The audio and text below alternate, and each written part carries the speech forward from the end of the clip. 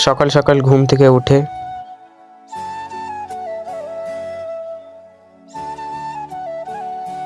বিরাস করে মুখ ধুয়ে নিলাম।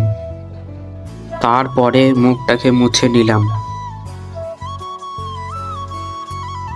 তারপরে চা খেয়ে ব্যাগ নিয়ে চলে গেলাম টিউশনে।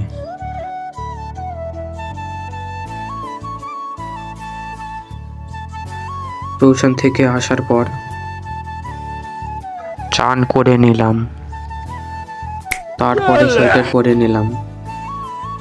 তারপরে রান্নাঘরে গিয়ে দেখছি মা মাছের ঝোল টেনতিছে, তাই ভাত আর মাছের ঝোল তুলে নিলাম। তারপরে খেয়ে নিলাম। তারপরে আধা ঘন্টা টিভি দেখে সন্ধে দিয়ে দিলাম। তারপরে টিউশনের হোমওয়ার্ক করে নিলাম। তারপরে আধা ঘন্টা টিভি দেখে শুয়ে পড়লাম।